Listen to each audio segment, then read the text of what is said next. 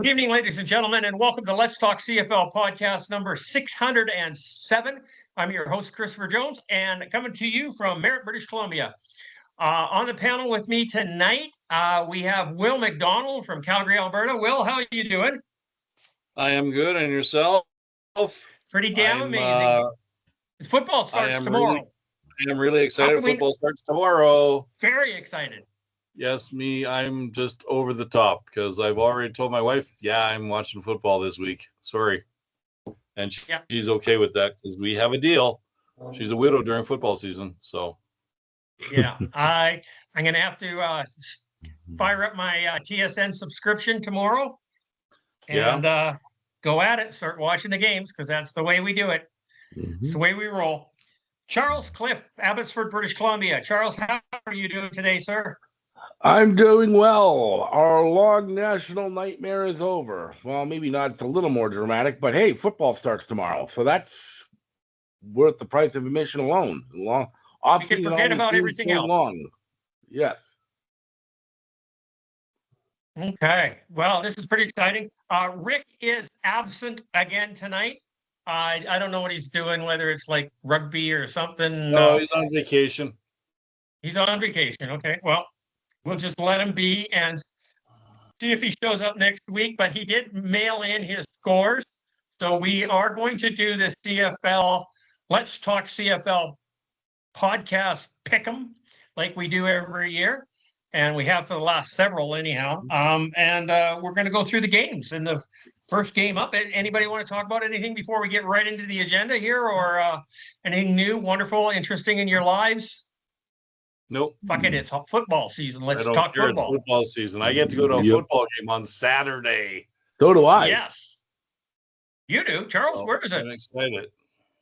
What? Oh, is it the BC Edmonton game with Snoopy? Exactly. Wow, awesome. Okay.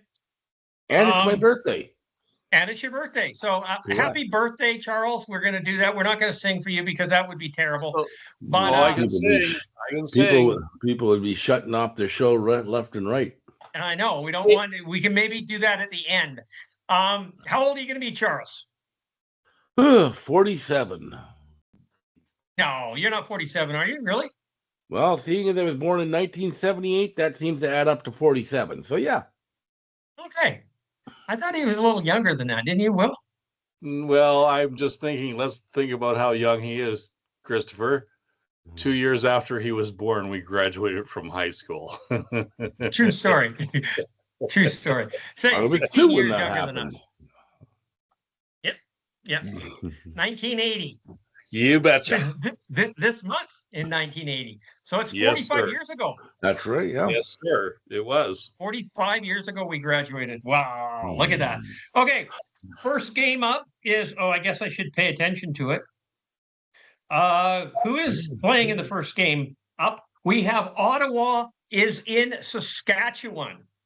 Okay. FanDuel has it at Saskatchewan by 3.5 with an over-under of 49.5. CFL Pick'em has Saskatchewan at 84, Ottawa 16. Not much loving for Ottawa there. Okay, and the Pick'ems from the CFL.ca has the entire panel. Jamie Nye, Pat Steinberg, Matthew Cause, Christina Constable, and who's the bottom one there? I can't read that. Vicky Hall, all picking Saskatchewan. I think that's how the panel's going to go, but we'll see what happens. First up, Rick has taken Saskatchewan at 48 points. I'm going to do something here like I did last year, and I think the number was 54. So I'm picking 54 for every game this season, just so I'd let you guys know that before you started picking today, okay? 54 for CJ the entire season, unless I say otherwise. And you're picking Saskatchewan? And I'm going to take Saskatchewan. What the hell? Ottawa has not a hope in fucking hell. Charles, what do you want to do? Well, I mean, Ottawa, I saw a couple people online because we posted. I'll probably talk You're about frozen, it. Charles. Something's wrong. Can you not hear me? Hello? I can. He's not frozen here. No, I don't know. Oh, it's frozen on my end then. I'm Sorry. moving my arms. Can you see that? Anyways, You look like an amputee. Your hand I'm was trying missing. to fly away. It's because of this thing, this stupid background. But otherwise, it'd be too bright because I got my blinds in the window behind me. Look, Ottawa's. I saw a couple people. We'll talk about it later, but we posted our power rankings, and we had Ottawa lower down in the power rankings. I saw a couple people today saying, "Oh, Ottawa's way better than, way higher than that." I'm thinking to myself, why? Because what exactly is giving you that confidence? They haven't changed their team that much, and last year they were pretty mediocre. Yeah, they got to the playoffs in a Eastern Division, and it was a crap year for the Western Division. The odds of that happening again are probably pretty low. So I'm sorry, I don't hold out a lot of hope for Ottawa. Saskatchewan, I'm very, very up in the air on Saskatchewan because, again, Trevor Harris can't stay healthy. How long will he stay healthy for? But I still have a lot more confidence in Saskatchewan than I do again with Ottawa, especially this early in the season. Yeah, we'll see if the greatest superstar in CFL history, Eugene Lewis, will come to play and so on. But I'm sorry, at home, I'm not gonna pick Ottawa over Saskatchewan. Not in Saskatchewan. It's just not, doesn't make any sense to me. I just don't think Ottawa's that good a football team. So I'm taking Saskatchewan in this game. I'm going to say 49 points. 49 points. Okay, so I honestly believe Saskatchewan is a fairly good team. They were a good team last year. They were powerful. They were consistent. They played really well. As long as Trevor Harris is healthy, Saskatchewan's going to be a dominant force in the Western Division. I believe that. I agree.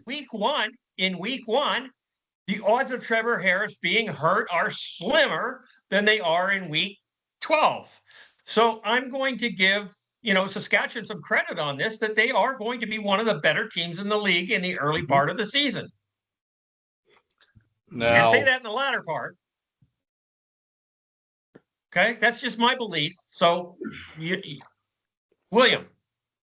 Well, so the way I look at it is I'm pretty sure Jake Maier's not going to start the game.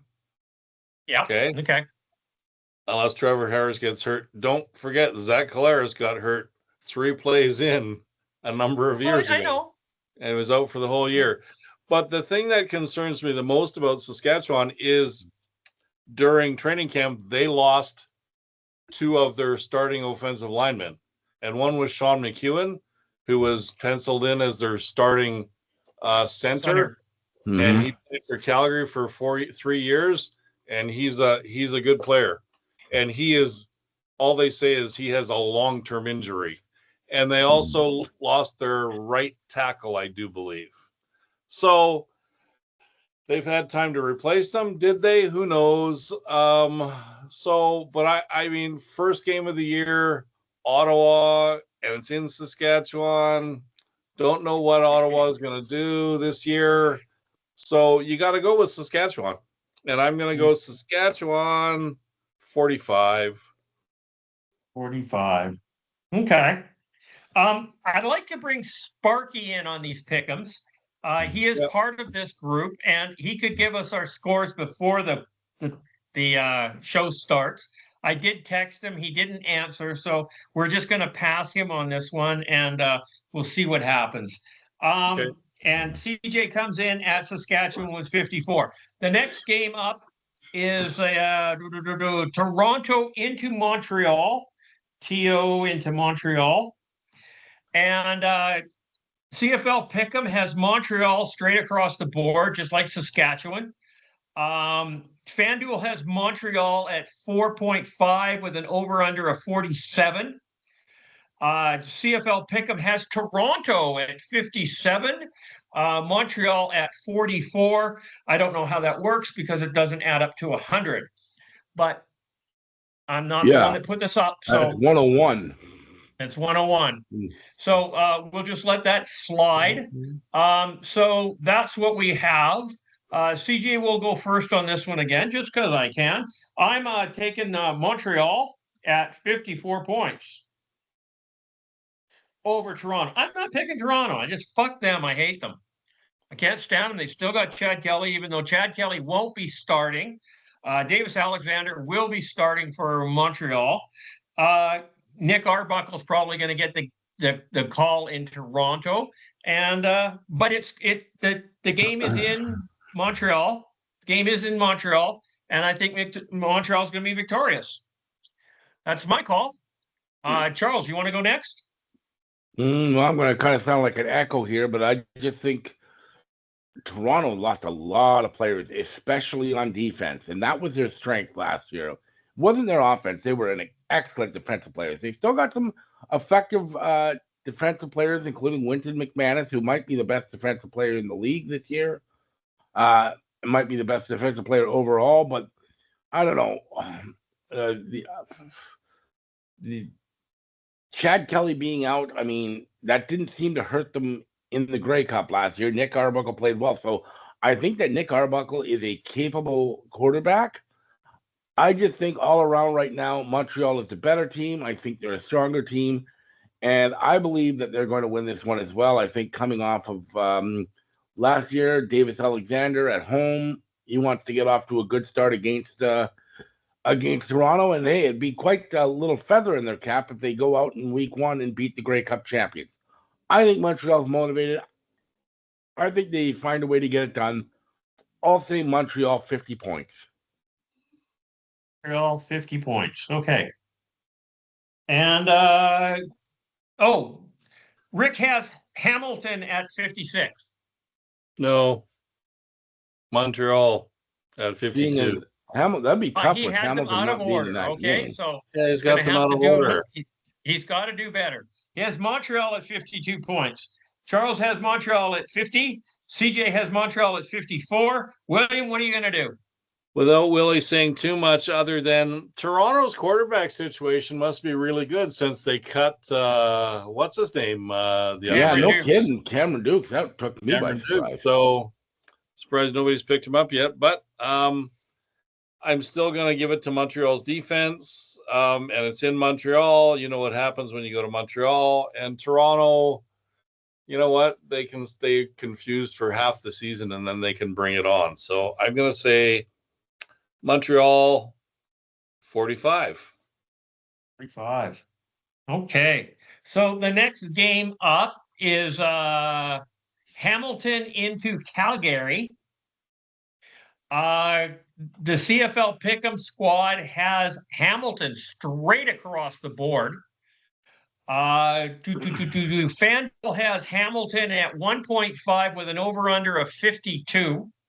It is the highest scoring game on the over-under this week.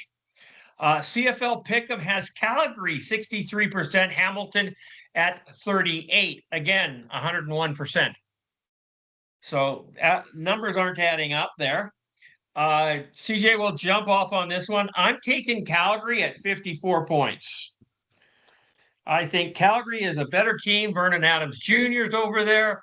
I think they've picked up some good players. They got a good receiving core. I'm happy with Calgary this year. I don't think they're as strong as some teams in the West, but they're a lot better than they were. Okay. Hamilton is as well.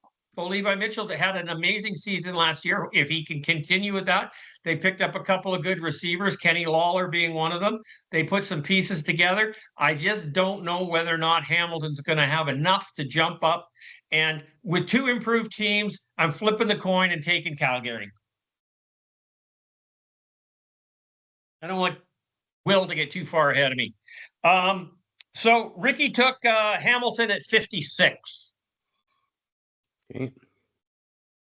William, jump at this one. Okay, so you're going to be in this game. It will be exciting. It's Calgary's 80th birthday in this game. Okay. And they're bringing in all kinds of alumni, including Doug Flutie. Doug Flutie. My favorite linebacker. I can't remember his name. Doug Flutie was your favorite linebacker? No. Who's the favorite linebacker, Charles? Alex Singleton. Alex Singleton. He's in town. And a number of other people. So that'll be. You're missing the most important guy they're bringing back. Alan Pitts. No. Henry Burris. Marcus Marcus Crandall. Crandall. Is Oh, Marcus Crandall not going to be there? That's maybe what I'll see if I can get his autograph. I was looking at that today, and he was one of the guys they had on a picture that was coming back. So yeah, okay, that's cool. That's cool. Well, he did win him a Grey Cup, so that doesn't surprise me all that much. There's only one quarterback in Calgary's history who's won 2 Grey Cups, and that was Bo Levi. So yep. And he the other plays for thing the is, he'll be there too, but he's going to be playing for the other team. the other thing is there'll be a number of people from Calgary that played for Calgary that are on Hamilton's team. So I'm excited about that one. I'll get to see that stuff up close and personal. It's supposed to be a nice night, and I'm looking forward to my first football game. And I am going to pick score. I am going to pick Calgary, and let's go with 45. 45. Oh, you're doing 45 straight across the board here, William. Tonight, anyways. You pulling a CJ? Going to do this for the whole season or no? No, probably not. Okay. I mean, there's probably going to be some low-scoring games with a combined total into 20, but I can't do that for the season. Charles, Hamilton into Calgary. This is by far my toughest pick this week.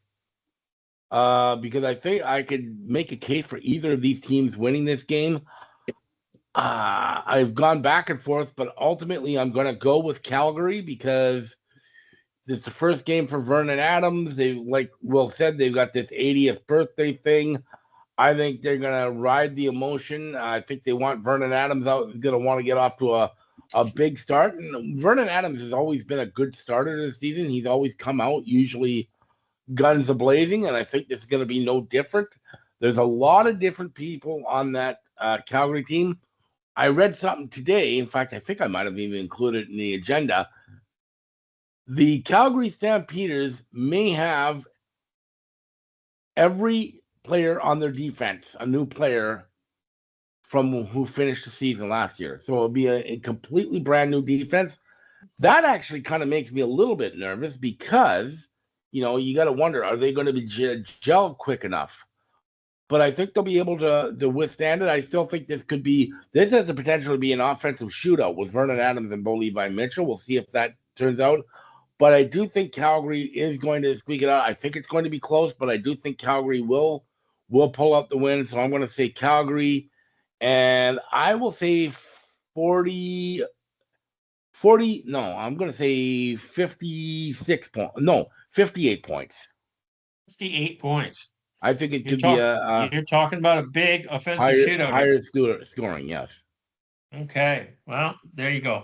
Okay, and the final game of the week 1 of the 2025 CFL season is the Edmonton Elks coming into BC Place Stadium in the Dome to play the Lions with Snoop Dogg as the opening act. Opening concert.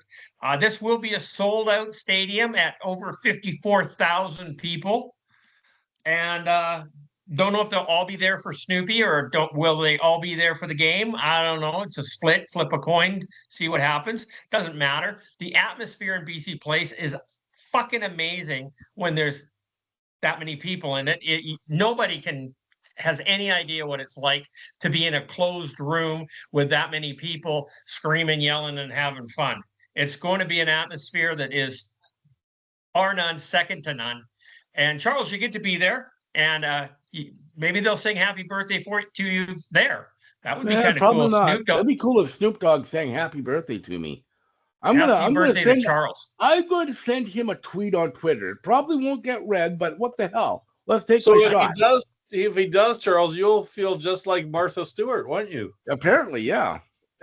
You could send an email to Matt Baker, see if he can pull some strings. Yeah, maybe. There you go.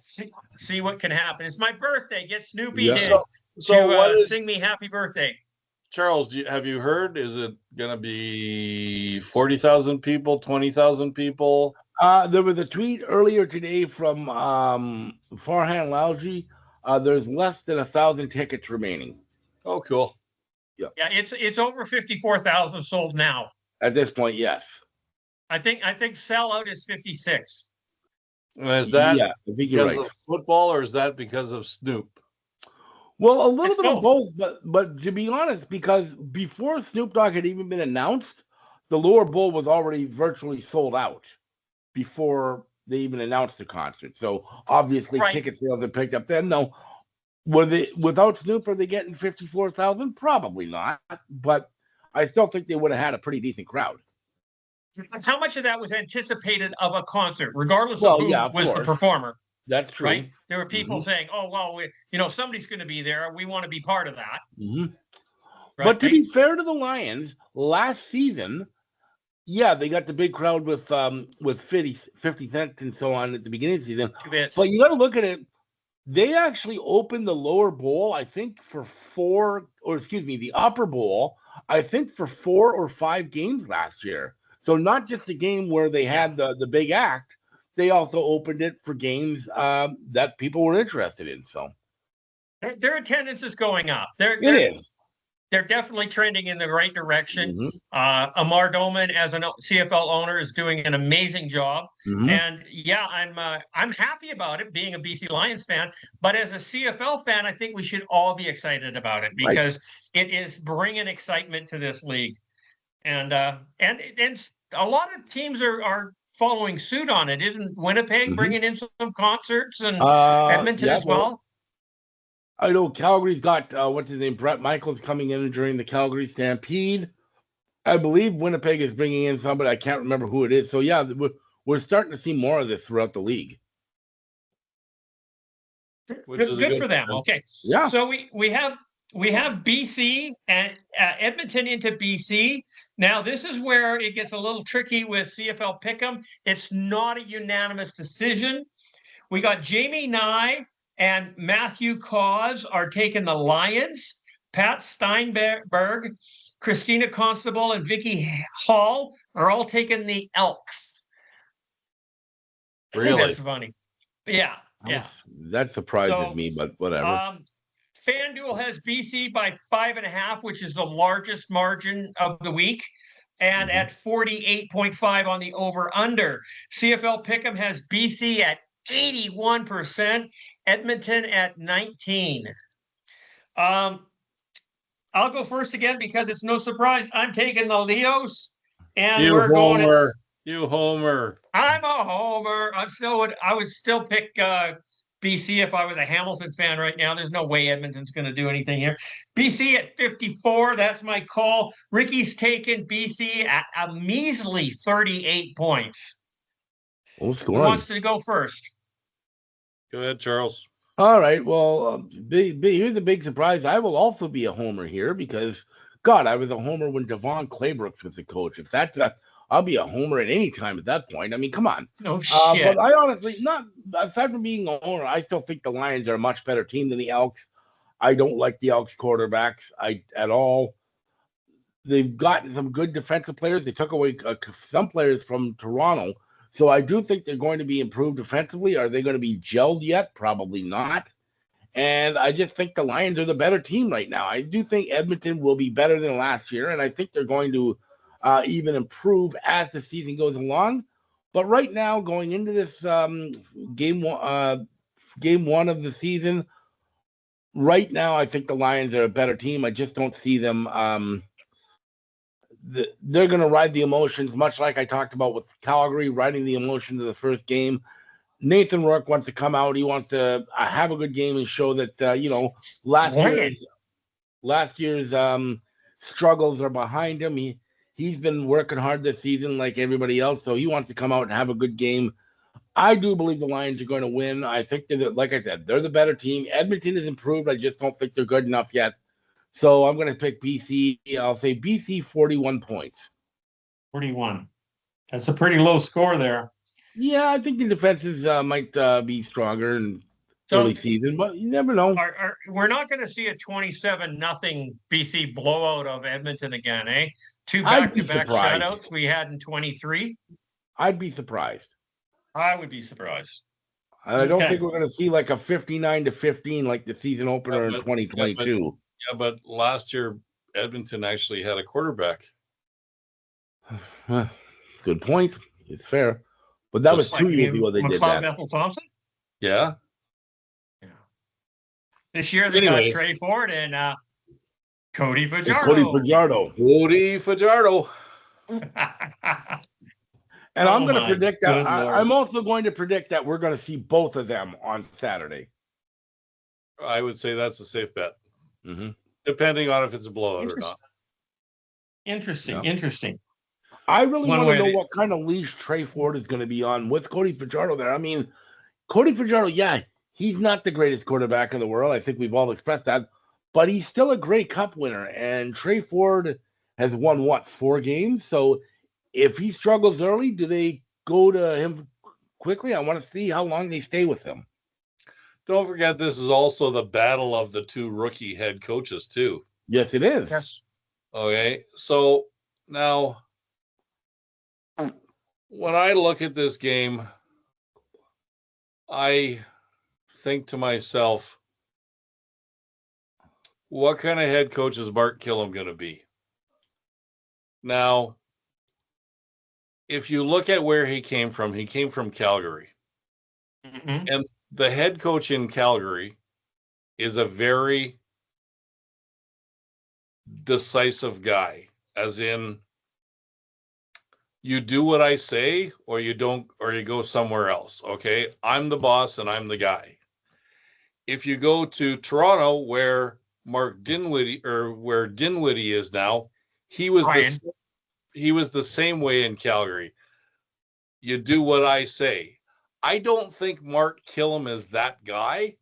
I think Mark Killam is a players coach, which I've never really liked very much. Okay. A players coach. I don't like those because you get taken advantage of.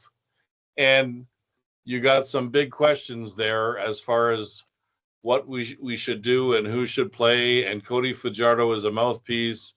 And so then you have BC, who they also have a rookie head coach, but I think he's more of an asshole than Mark Killam is.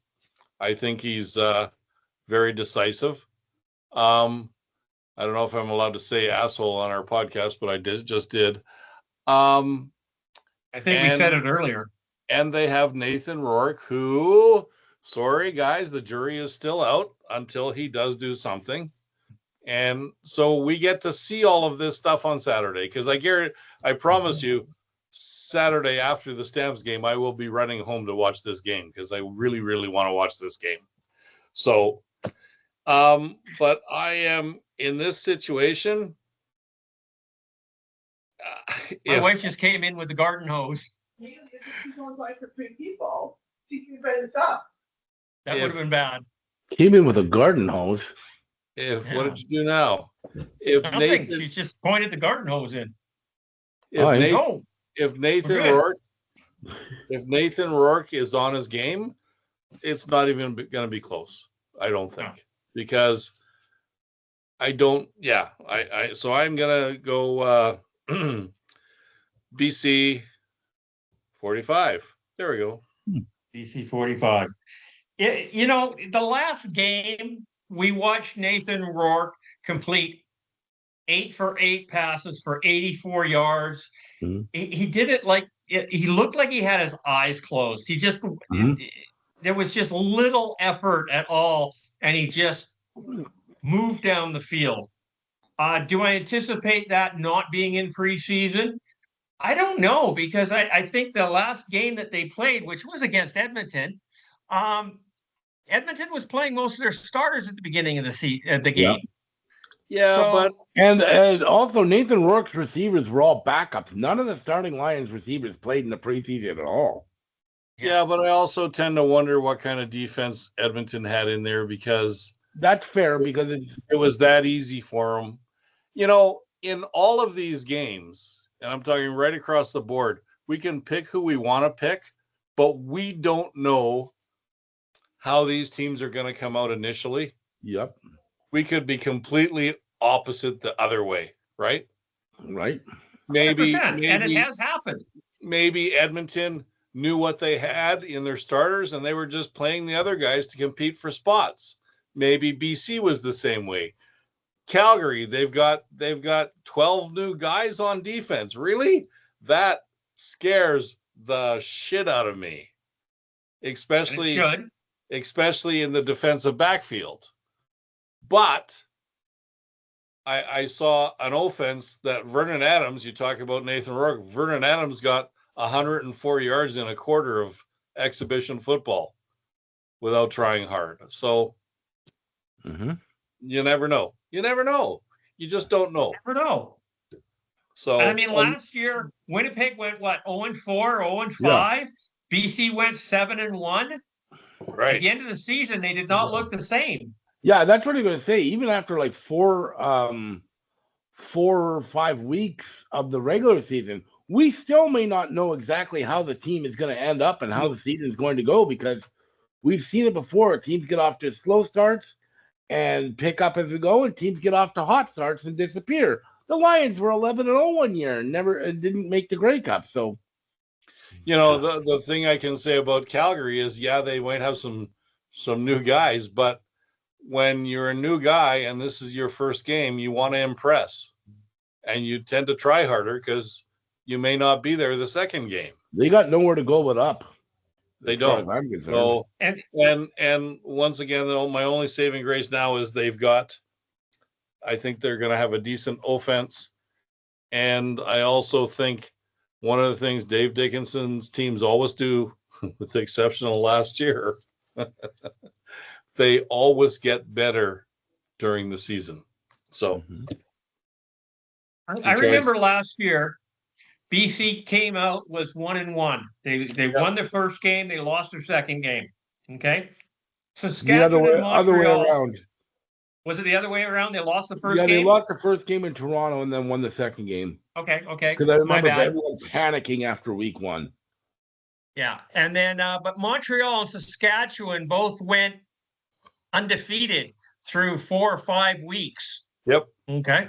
And everybody was screaming back and forth that they were the best teams in the league. They were undefeated. They were this, and the Lions were shit. Okay. Yeah, until reality hit. Lions lost 1 game in the first 8, and they beat both Montreal and Toronto, or Montreal and Saskatchewan. So, yeah, I don't know. I don't know what's going to happen. You just don't know, because you don't know. I think coming out of the gate, I think Saskatchewan's going to be good, because I've told you before, Corey Mace is a really good defensive coach, and they're going to have an awesome defense. And we'll see.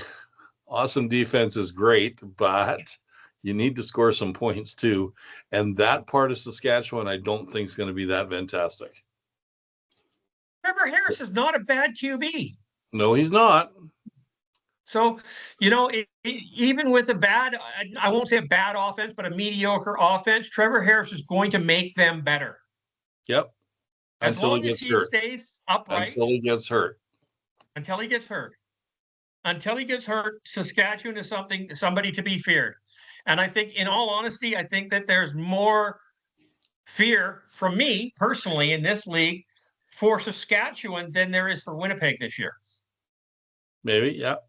And I just don't think they're going to be able to hold it together for an entire 18 games. Are we missing? Harris is going to get hurt. Are we missing something or what? Because I've found that these picks were easy this week. Okay. They were. In my mind, they're easy.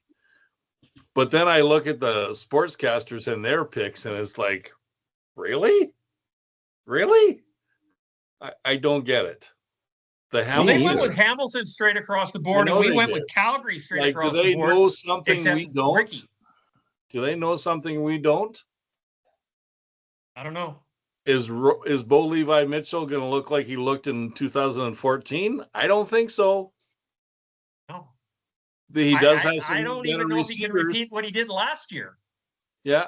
Yeah, I mean, I'm not a Bo fan. It's great for Hamilton if they do, but I mean, I remember, and I brought this up last week. I remember the years before last season where he struggled practically the entire season. His last couple of years in Calgary and his first year in Hamilton. Yeah. Does he revert back to that? I don't know. on whether that shoulder's healthy. Right. I think sometimes with Bo, it's if he's healthy and if he is if his head is there, because sometimes he gets a very large head. Last year, I think he had a desire to play football. Mhm. He ran the ball more last season than he did in the previous 10.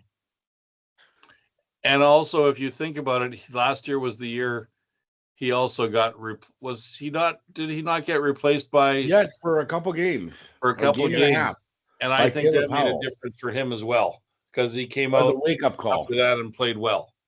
And he still won the passing title, Yeah. Yes. missing 2 games. And not by a little bit. He was 1,200 yards higher than Zach Collaros. And he missed 2 games. And the other thing, maybe, did it have something to do also with Scott Milanovic being the quarterback whisperer? You know what I mean? I do. But then what's his excuse the year before? Was he the coach the year before? Yes, Scott Milanovic has been the coach for a couple of 3. Really? Okay. Yeah. I don't know. Maybe Bo didn't think he knew anything. And I don't know. I wouldn't put that past Bo. Yeah. Okay. So anyhow, that is our picks. We are done on that. We do have did you see the Let's Talk CFL, the LTCFL power rankings that Sparky put out? Yep. We averaged all of these out. I disagree with him posting the last 2. And he said he put Ottawa higher because he posted Ottawa higher.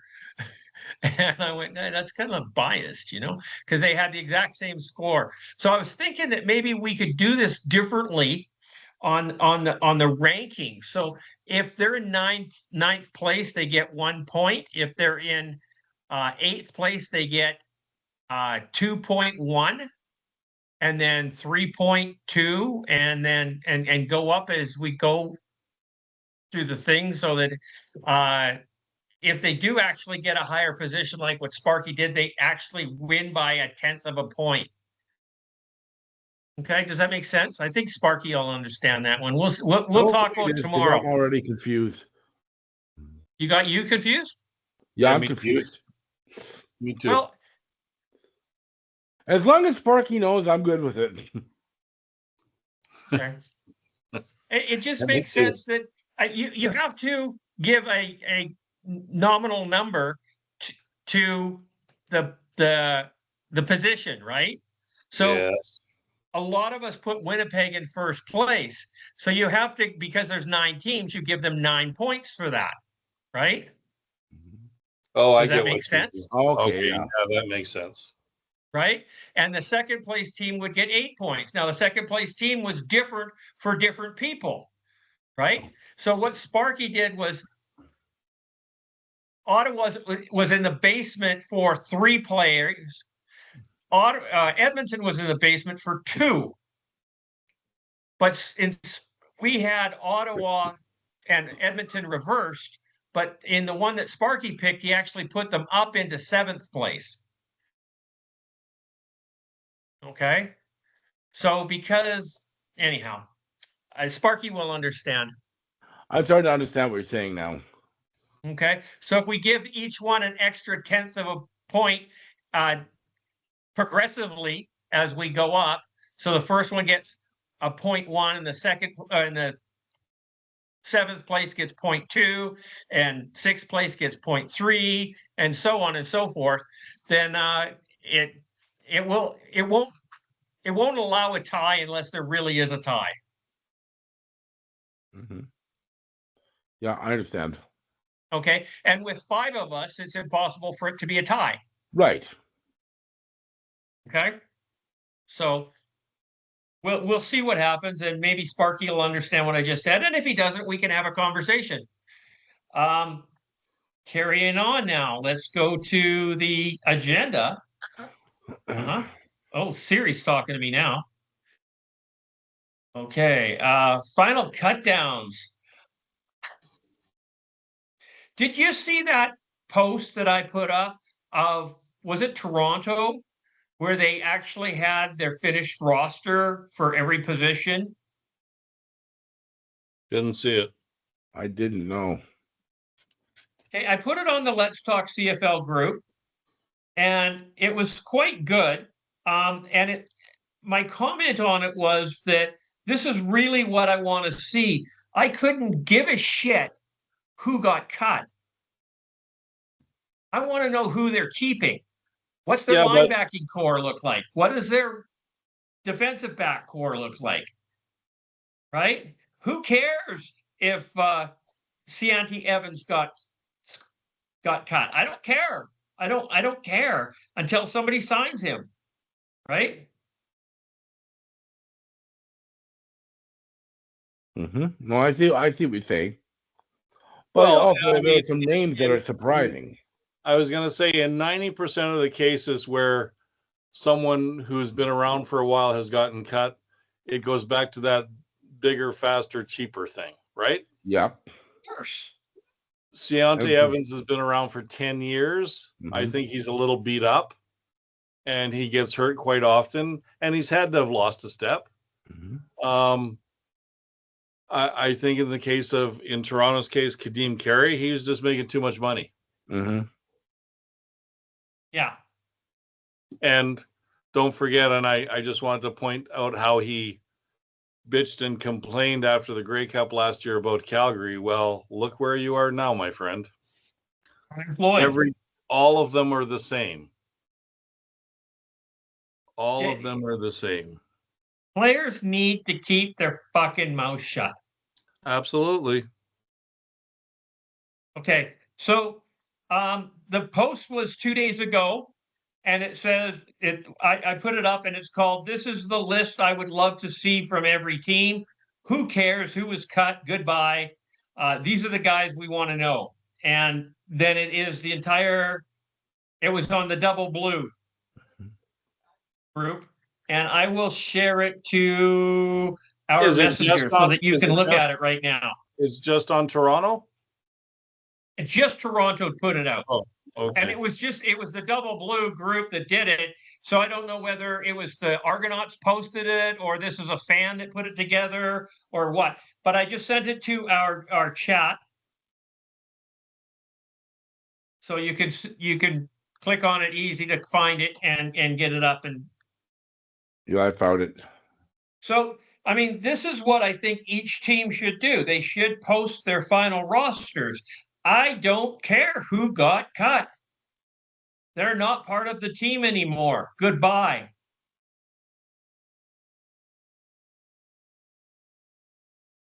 Well, I did want a good list.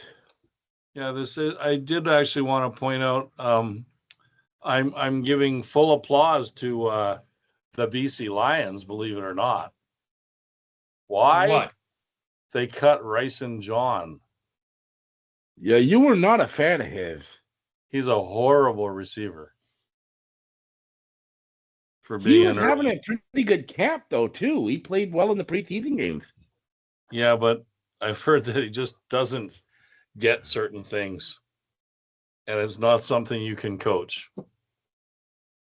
See, so I'm kind of looking at this list and I'm going, did you see the post where I put up that was basically trashing the ratio, where I showed their offensive line and their defensive line, and the offensive line was all Canadian flags but one, and their defensive line was all American flags but one? This is where that list came from. And it's true. I mean, it's like men versus boys with the Canadian O line versus the American D line. And yes, there's that's oversimplification, but the reality of it is the majority of the CFL teams have Canadians on the O line, more of them than anywhere else. And defense is pretty much always solid Americans. Very, very rare do we see Canadians on defense. And when they are, they're exceptional. Like Matthew Betts. Yep. And Sam Hurl, Exceptional Oh God, Canadian defensive player, Sam Hurl. Sam Hurl. Memories. Yeah, I really. used to use that a lot. Memories or nightmares? Jeez. Nightmares, Mike Downs. So, is there anybody in the final cut downs that you guys want to bring forward and say, hey, I'm surprised by this? Because I wasn't surprised by anybody. Kadeem Carey surprised me, but like Will said, he's probably making too much money. That's why. Of course. Because he's still a pretty effective running back. The two twin Canadian linebackers. Yo, Jordan and Justin Herdman Reed, both cut by Saskatchewan. I was a little surprised by that. I was too. So, but that could be a case of Canadian players making more money, and they could bring guys in cheaper. Mm-hmm. Yeah. So, I think those two will get picked up. Wasn't it Jordan that was with the Lions at one time, Charles? Yes, it was. Those guys have been around for what, 6-7 years now? They've been around quite a while now. They got to be making $100K easy. Probably more. Yeah. And maybe the Riders just didn't want to pay that. Yep. Pierce. And I wouldn't think it's a American coach thing because Corey Mace is Canadian. So Is he? Yeah, I think he is. Pretty I sure. didn't think so. Oh. Why am I pretty sure about that? I'll tell you in a second here. I'm going boom. Canadian professional football coach. There you go. Nationality is he's American. Yeah, geez. No, he's not. Oh, he's born in Port Moody. Born in Port Moody. There you go.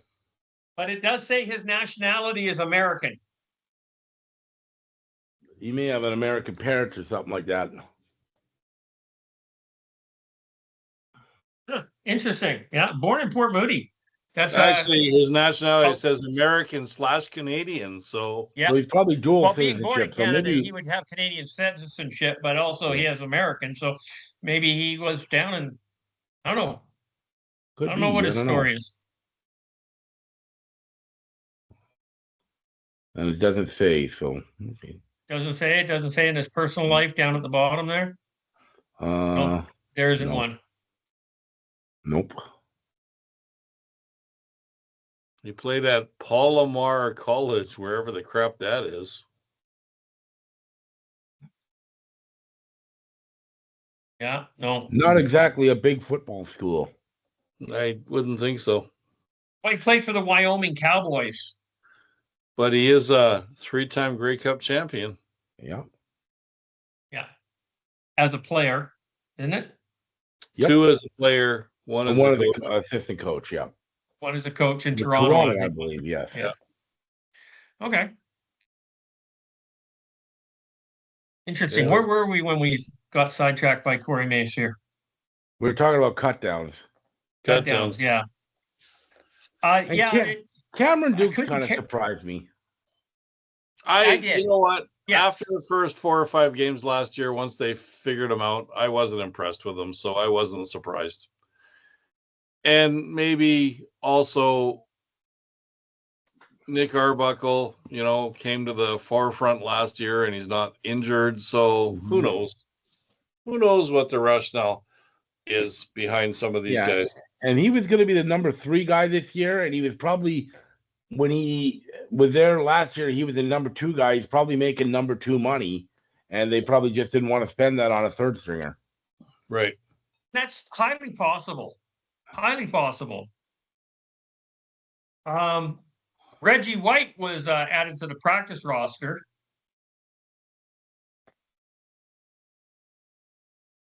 Reggie White Jr. Mm-hmm. So, yeah, like I said, I don't care who got cut. Doesn't matter to me. I just care about what the rosters are. Some of these guys that I don't know that are on the roster, let's see what they can do, because you never know, right? That's Everybody true. at one point in time was a rookie. Maybe there's a superstar in the bunch. Maybe. Wouldn't that be cool? Okay. Okay, here's an article. Dave Dickinson says this Calgary Stampeders could have 12 different starters on defense. As Charles said earlier, this is does not the cohesion in here, the consistency, the timing, the communication isn't there in week one. They haven't had the ability to play together even in preseason. And that's why I really think preseason should be at least one more game. But I also believe that with defenses, the cohesion doesn't have to be that great in the beginning. I think everybody's out there to tackle the ball carrier, see what happens. D-backs, I worry about D-backs a little bit, but Calgary has not had a good defensive backfield in a long time. And they had that really good guy last year from the Bombers that I thought he'd be the base of their defensive backfield this year, but they cut him because of, come on. He's been charged with domestic violence. That's what it is. Right. I remember him. I don't remember his name. I don't either, but he was fantastic last year. He was an all-star, but he's gone. So I was hoping for him this year, but no. So we'll see. We'll see. It's going to be an interesting Saturday night. Is all I'm going to say. Because Bo Levi Mitchell, okay, whatever kind of shape he's in, I mean, if these are not adequate D-backs, he will pick them apart. That's true. Okay. Very much. Vernon Adams will do the same thing to Hamilton. And if their D-line, D-line is not good, they might just run them apart. So, you know what I mean? I think both teams, this is good, has potential to be a very high-scoring offensive game. I agree. Yes, I would agree 100%. Right? Defense on both sides of the team are going to be lacking, in my opinion. But we don't know until the games. That's why we can surprise you. Yeah. Surprise the shit out of us. See what happens. Yeah. Okay. Dun, da, da, da. Oh, look, there's only one more thing here. This one pissed me off today, and I don't know why. It just did. CFL put out the top 50 CFL players, and they put Brady Oliveira at the top. And the argument I'm getting from everybody is, well, he won the MOP and he won the MOCP. And I'm going, last year, the media was complaining that they couldn't pick anybody because there was nobody outstanding. Ed Hervey does this big thing in the offseason that says there are no superstars. So I don't think, when you got Brady Oliveira, who was not the best running back last year, it was William Stanback. William Stanback was leading rusher most of the season until the game against Toronto in the latter part, I think week 17 or week 18, and BC ran the ball 6 times. And the next game, they ran the ball 9 times. It was just like he got no touches for the rest of the season. And because of that, Brady Oliveira passed him. That really frustrated me. I remember it frustrated any Lions fan, right? So Brady Oliveira wouldn't have won the rushing title if BC actually just continued playing football the way that they normally had. Okay? They didn't. So, and I'm not being a homer here. I really don't. I would have said this if it was Toronto, or whether I said it was Calgary. I don't care. It was the team stopped running the football, and Brady Oliveira won the title. Now, Justin McInnes, another Canadian, just like Brady Oliveira, won the passing or the receiving title, and again by a decent margin. Got no respect from anybody. Over 1,400 yards. That's a pretty big total for a receiver. 100% it is. Got no respect from anybody. Nobody talks about Justin McInnes. And I'm going, and he did it with what? 2 quarterbacks, and one of them wasn't playing all that well for the last part of the season. He got most of his yards in the first 7-8 games. Mm-hmm. So My favorite pick on this list is number 19. I'm not there yet, but I'm still not done. Sorry. Quarterback, Bo Levi Mitchell. He was 1,200 yards ahead of the number 2 play, Zach Collaros. 1,200 yards passing. Yeah. How does he not win MOP? He wasn't. I don't get it. He wasn't on a winning team. That shouldn't matter. This I is know an it individual shouldn't, I know thing. it shouldn't matter, but look at the history. It does matter. It's an individual's award. It's not a team award. It's an individual award. And he did it. 5,300 yards. That's impressive. And in a season where the entire league sucked. So maybe you guys can educate me. Who is Roland Milligan Jr. and how is he number 2? He's a defensive back for the Saskatchewan Roughriders. I know he's a defensive back. How is he number 2? I'm no not idea. entirely sure. No idea. I don't think I would What? ever put defensive back, period, no matter who it was, at number 2. No. How does Justin McInnes end up 6th? How does Nathan Rourke get to be 7? Over in front of Vernon Adams. How does Davis Alexander not even make the list? Yeah, he's young, but Drew Brown's on the list. I would take Davis Alexander ahead of Drew Brown in the blink of an eye. 100%. And he's not even in the top 50? Every I quarterback see why should you be like on that number list. 19, William. Yeah, he doesn't have a job. He's not on a fucking team. It's Kadeem Carey. Free agent. He's on a team free agency. He's one of the highest running backs on this list. Isn't he he's number No. 2, I think. Other than Brady Oliveira, I don't think there's another running back on this list till you get to Kadeem Carey, which in itself is ridiculous, but And why isn't William Stanback on here? he's on it, but he's number 42. He had Is he 1,000 playing yards anywhere last year. Is he playing anywhere this year or not? He's in Ottawa. Okay. He's in Ottawa, yeah.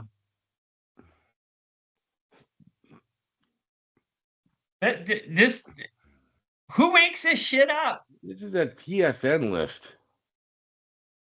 And is Stanley Bryant number 28 because he's been around for 150 years? I don't know.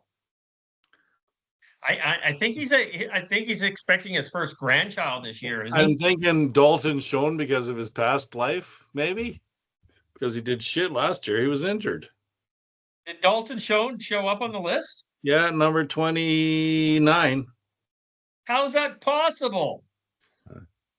Hey, big time Eugene Lewis, big superstar, made it 17. That's great for the biggest superstar in the league. Nathan Rourke made number 7. Yep. I can't do that. I love Not the based kid. on his I play, honestly, not based on his I play think he's last year. an amazing player, but I can't put him on this list. I'd put him on the list. I just wouldn't put him at number 7 at this point. I would put him on the list before Drew Brown. Okay. If you went from the body of work last year, you probably will both agree with me that Vernon Adams deserves to be ahead of Nathan Rourke. I think Vernon Adams should be top 5. Maybe top 3. I thought Vernon Adams should be top 3. Yeah, 100%. Well, I'm with you. I do. Vernon Adams is the top 3. I would put him ahead of Bo Levi Mitchell, to be perfectly honest. Did you see there was one? Bo Levi Mitchell put out his top 3 quarterbacks in the league. Did you see that? No. Yeah, I saw that. Bo Levi Mitchell, okay, ranked his top 3 quarterbacks in the league. Number 1 is Vernon Adams. Number 2 is Drew Brown. Number 3 is Nathan Rourke. Huh. He didn't even include himself. Maybe he couldn't include, I don't know, but still. I don't Yeah, know the how old Drew Bo- Brown the old beat Bo up would have Pat included Polaris. himself. What are people going on Drew Brown for? What is I don't he get was it. mediocre at best. I would put Trevor Harris above him. Drew Brown might not even be the best quarterback that Ottawa has. You could make a case that Dustin Crum is better. He did throw for 4,000 yards last year, didn't he? Well, Yes, yeah, he I was number guess. 3. Yeah, He was okay. number 3. Okay. But then Jake Mayer was number 4. And we've seen before, yardage isn't the be all Okay. end all. Remember when the Lions Right? were Come 5 on, and Will. 13? Remember when the Lions were 5 and 13 and Mike Riley led the league in passing yardage? Yeah. So yardage And isn't the he be all led end the all. league until week 18 when he got hurt. Yeah. Yeah. So I don't know. Okay. That's it on the agenda. I'll drop my this. It's it on the agenda. And what else do you want to deal with? We should talk about briefly Milt Steagle's mishap. Yes. Oh, yeah. Yes. Very That- sad. That's a horrible thing. Yeah. And Horrible thing. oh yeah. And There's no we doubt will about it. not make this political. Nope. It's just a sad thing. Milt Steagle's son passed away playing soccer. And he was with at school, wasn't he? Yep. I read the article. I didn't do anything else. It's very sad that the poor boy just sudden death. Yep. So it'll be. It's been happening way too much to very healthy people. I'm interested to see what happened to him, to be honest with you. I don't think it'll ever come out. No. Okay. Maybe not. They're hiding as much of these stats as they can. Mm-hmm. But one other thing I want to touch base with before we disappear, TSN posted out the longest Grey Cup appearance droughts. Yeah. That means not necessarily Grey Cup victory drought, like the Hamilton Tiger Cats are from the last century. Yep. These are teams that actually made it to the big game, won or lost. And 2018 had the Ottawa Red Blacks and the Calgary Stampeders, Calgary being the victorious one. They have not returned to the big game since then, neither one of them. Edmonton was 2015, and I think that was a Mike Riley Grey Cup victory as well. Yes, I believe it was. Was so. And then Saskatchewan was 2013. That was a Darian Durant Grey Cup victory. And 2011 was a BC Lions Travis Lulay victory. This is the game or this year that BC went 0-5 and then came back on a storm and won it all in BC Place. Right. So BC has been the longest drought in the big game. It's been 24 years. Yeah. No, it's everybody been else 14 has been years. there, whether they've won it or not. 14 Hamilton, years. 14 Hamilton's years. been there quite a few times, and they haven't been there. They haven't take the big game. Yeah. Montreal's been there, they won. Toronto's been there, they've won.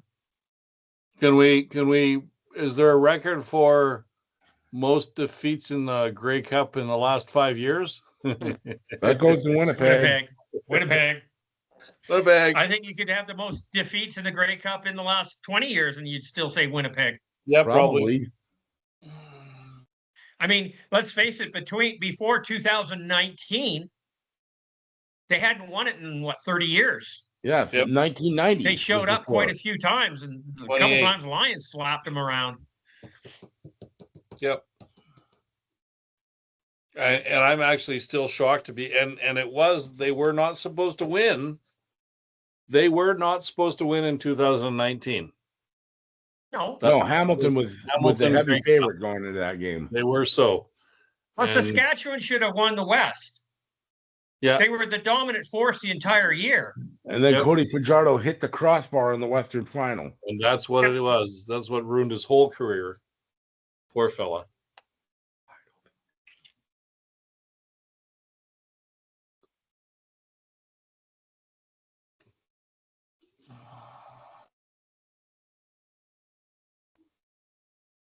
Anyways.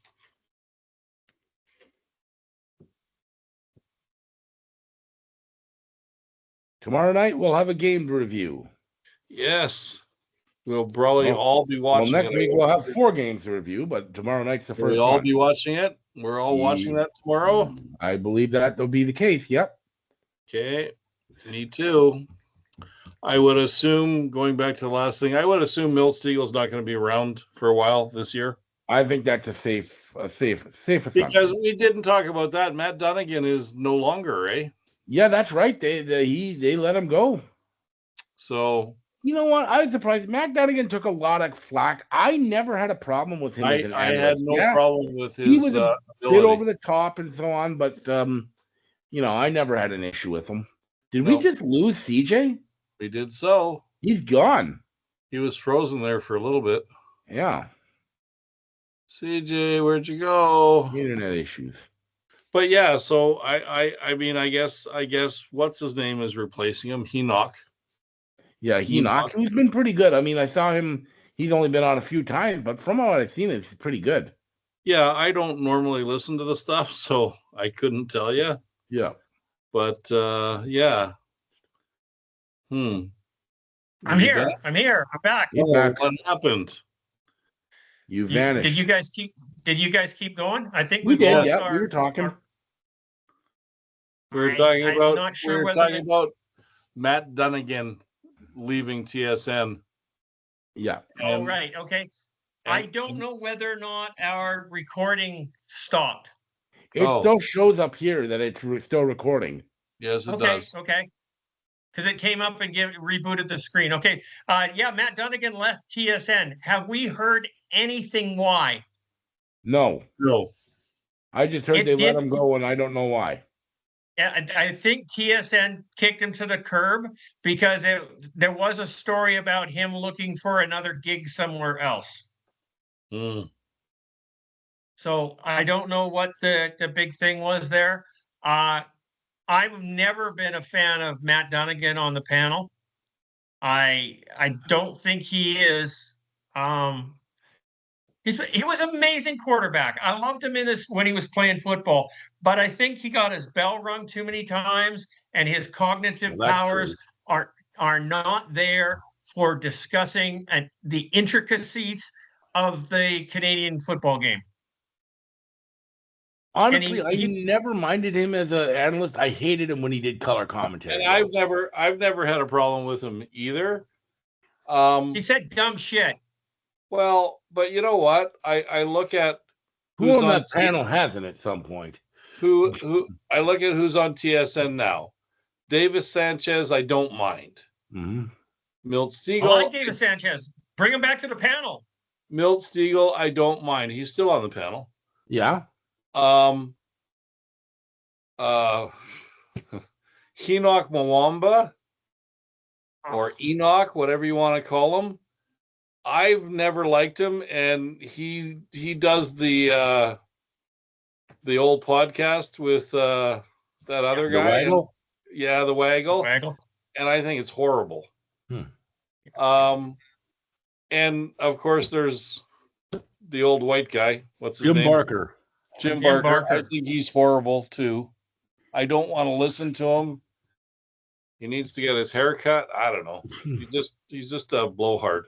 I really like the girl who's they replaced the other guy with. Okay, Kate Burness. Kate Furness. She's fantastic, I think. Didn't she leave? Yeah. No, she's still there. No. She's still there. Yeah. The other one left. I remember when the panel used to be Davis Sanchez, Chris Schultz, and Matt Steagle. Milt Steagle. Yes. It was a great panel. I remember back to their original panel, which was can't remember who the TSN host was, but they had Bob O'Bilovich and Marty York and I don't remember. It was terrible. Yeah.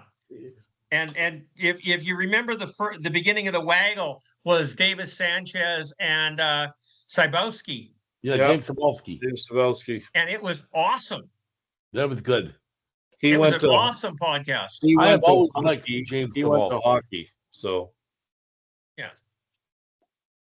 yeah. Okay, Oh, I think we should close this off and call it a day. Yeah, like that's fine fun. with me. Okay, this has been Let's Talk CFL podcast, episode number 607. I've been your host, Christopher Jones, and thank you very much for watching. We got football tomorrow. Make sure you do that. The game's all weekend. Charles, say goodnight. Good night, folks.